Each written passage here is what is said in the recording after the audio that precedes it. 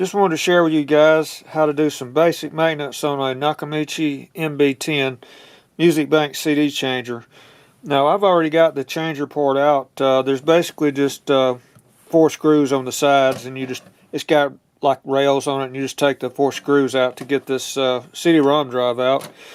And then it's got 2 screws on the top and then 6 screws on the bottom, and I've already got those out so to speed things up. So basically you just take those off, take the top and bottom covers off,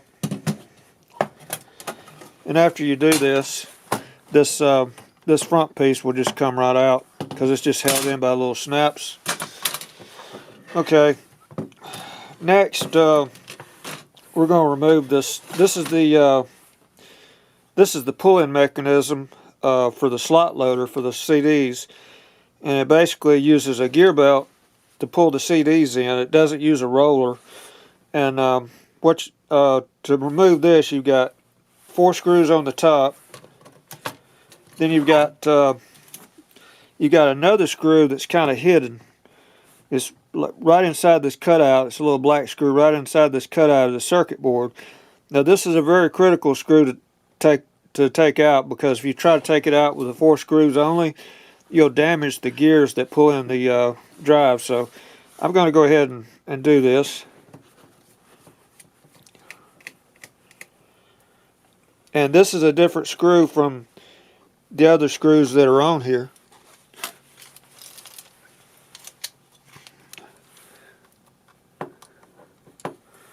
Fell out on me.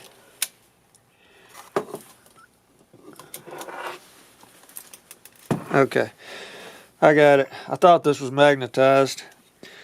I should probably stop and magnetize it, but it'll be alright. Okay, so I'm new at this little tiny tripod, so I'm trying to make sure y'all can see it.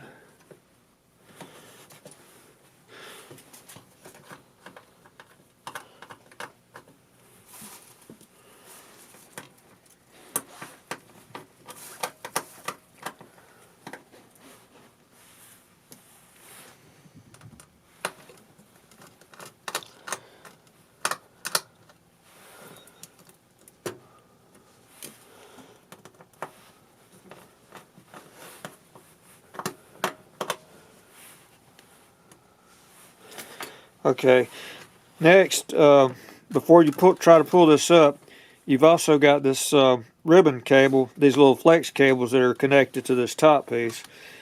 So you have to take them out. Hope y'all can see this. This is my first time trying this with this little setup here. I'm used to just holding the camera, but it would be pretty much impossible to do with doing this.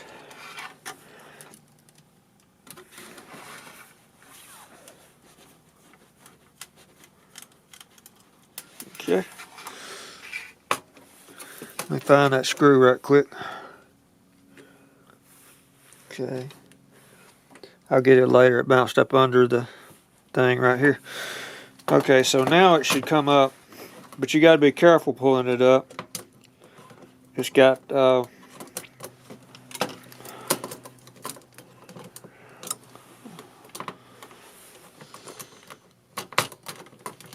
kind of got to work it around a little bit.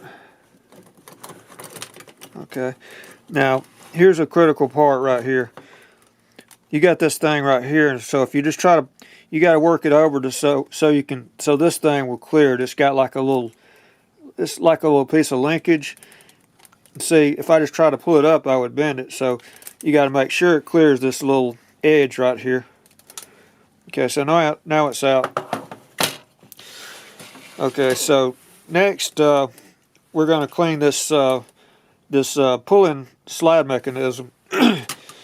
Get a Q-tip and kind of make little tits on it and put some alcohol on. I'm not a big fan of alcohol on rubber and such as that, but what happens is when people put it in disc on this, their fingers get oil on the side of the disc. And since this uses a gear belt mechanism, this mechanism right here, it's got teeth on the inside, and is kind of rubberized on the outside, and so it pulls the disc in. This other side's felt, so over time it can lose its grip a little bit due to the oil off people's fingers. So kind of make it into a tip where you can get down in that groove and just kind of clean it as such.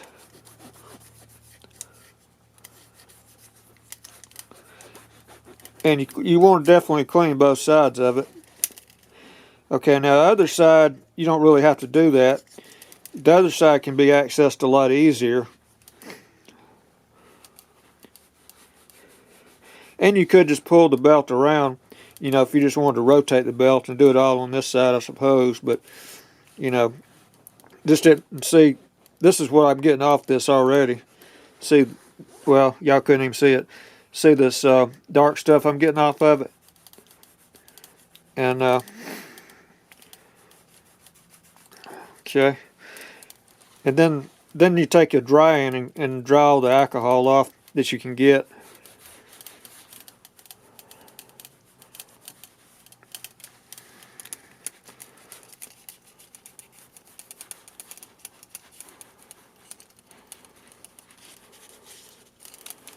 Okay. Now this other side, you don't want to put any alcohol on that. It's just basically felt. So you don't want to you don't want that felt to unravel. So just use the dry end on this and just kind of get down in there, and you might get a little bit of gunk out. Probably just get loose felt. This looks pretty good. So it didn't really. This one's a little better shape than I expected. But now these gears. You just want to use like a very clean toothbrush or acid brush. And I don't see anything in these gears, but in some cases you might see some dust and stuff. Just want to kind of lightly, don't put much pressure on this because this appears to be a little bit fragile. So just kind of clean it. Anywhere you see dust.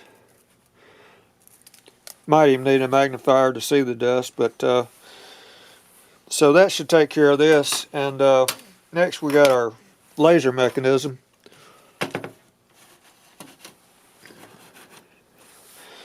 We just want to get a clean Q-tip. Don't use the same one. Use distilled water and just put just a little bit. You don't want it dripping down into the lens, but always use water. I know 90% of the people on YouTube probably use alcohol, but there's a lot of good reasons for not using alcohol. You know, for one, over time, if used repeatedly, it could possibly cloud the lens. There may be some lenses that it doesn't, but, you know, it's never a good idea. And distilled water does just as good unless you got, if it's been in a house where you have multiple smokers and you got a smoke film, yeah, you may have to use alcohol one time just to get that film off, but, you know, it'd just be a one-time thing if you had to do that. But, and another reason is some of these lenses, in addition to being plastic, sometimes they can have a special coating on them, and alcohol might pull that coating off. You know, it's like, if you're cleaning a camera lens, nobody's going to use alcohol on a camera lens. And if you know the lens is glass, you know, you can do it, but Sony even had in one of their service bulletins years ago, they'd complain about a lot of techs were destroying lenses by using alcohol, so that should give you a good idea of a reason not to use alcohol. I'm sure some people, maybe in the comments, will swear they've been using it for years, and it's, you know, it's never had a problem with it, but I always try to clean the other side with a dry Q-tip, but I mean, and they may have, but yeah, it's just not a good idea if you want, you know, if you're wanting something to be sure that it lasts as long as it can. Okay, and let's see. Now, changing this, if you want to change the laser out, it's not really that difficult. It is if you don't know how, but I'm not going to change this laser right now. I got something on order. I actually got some parts on order, so I'm not going to fully put this back together. But basically, if you want to change the laser, you take out these 4 screws here, and you don't have much slack, but so what you want to do in order to get more slack, you take this screw off right here, and then you'll have 3 connectors. This goes to the motor on the laser. Just use a pair of tweezers like this and put it on the sides to this cable, pull it down a little bit, and then you can kind of pull the, you can do it either way. You can lift this up to get a little extra slack, or you can kind of pull it in through the other side. And you may have, this is nothing to do with the CD-ROM, but you can, I mean, as far as the laser goes, I mean, it's part of the drive, but you can pull this cable out if you just want to pull the whole board out to give yourself more slack. Might be a good idea for some people just to pull this whole board out so they can get more slack to them cables, but you'd pull that out, and then the laser on these doesn't have a cable with it. It's actually, this cable here plugs into it. So what you want to do is basically, after you got the screws out and you got most of the cables out, you want to kind of work it out a little bit in order to get you enough clearance to pull this out. And then once you do that, then you'll have, that's the only 2 cables that, you know, are holding this down, is the motor cable and this flex cable. Now this motor's got something I haven't seen before in a CD player. Something Nakamichi did. I don't know if you can see it, but there's a little spring here. This little spring goes up against the motor, creates a little tension, and I don't know what. The only reason I figure they might have done this is to reduce vibration, possibly, because this is not a servo motor like you might expect in something like this. Or, you know, a lot of high-end players use servo motors, but almost all of them did in the later days. But this is just still using a brushed motor, you know, like a cheap motor, in other words. But I think that would reduce vibration, because they did the same thing in some of their cassette decks. They put like a spring behind the reel, you know, which caused a little extra tension, possibly reducing vibration. That's just my best guess. I don't know. If you're next Nakamichi Service Center tech, you know, leave it in the comments, you know, for the reason.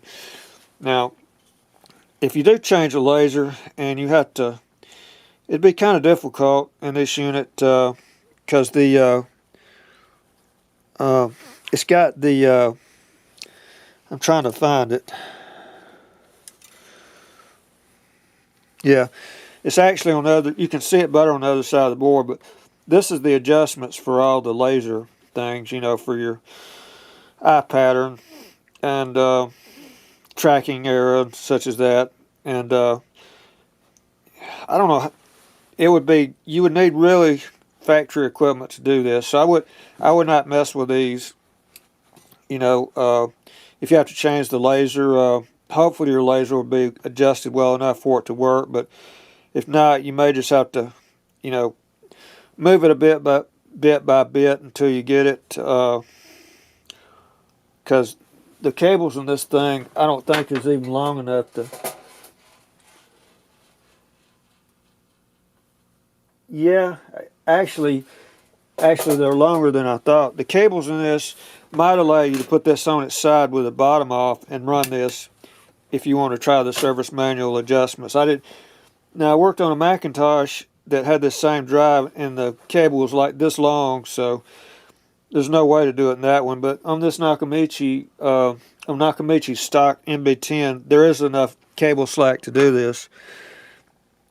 Should be able to do it, like I say, just by putting a disc in and leaving it on its side, and you know, hopefully it would work. I've never tried to do a full alignment on one of these, but should work. Now this has a cover over it. Should have a cover over it, but this is the gear mechanism. Like if you get a disc stuck in this thing, you can just pull that cover off and just do this until the disc comes out.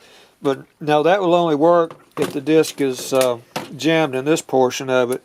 If the disc is jammed in the changer part, it's not going to work, because this gear mechanism here basically only controls this right here.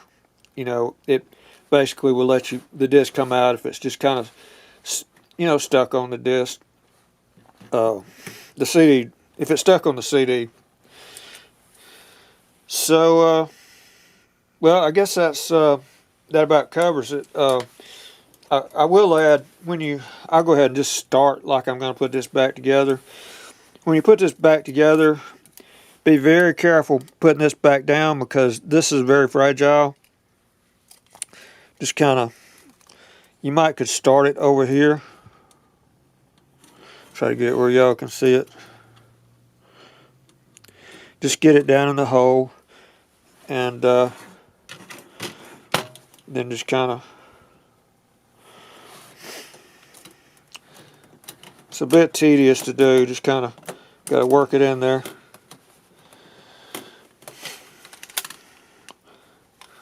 Okay, so and also you got to make sure that you got to make sure this part is flush when you put it back in. There's actually a groove that these pieces go up under, and just rub your finger, make sure that this part and the top piece of this other is flush. You know, it shouldn't. One time I put it back together, you know, and it was a little tall and the disc wouldn't work. So, well, that's pretty much all there is to it. Oh yeah, and something else you might want to do while you're in here. This is a memory capacitor. It's 0.1 farad and 5.5 volts. And matter of fact, this and the caps on this thing are most of them are easy to access. You got just on the back of the board, you know, they're through hole, so you know you can access them. And some versions of this might have a surface mount, but you know, still not that bad. So anyway, just wanted to share this with you guys because I hadn't seen a teardown video on this. So well, y'all have a good one.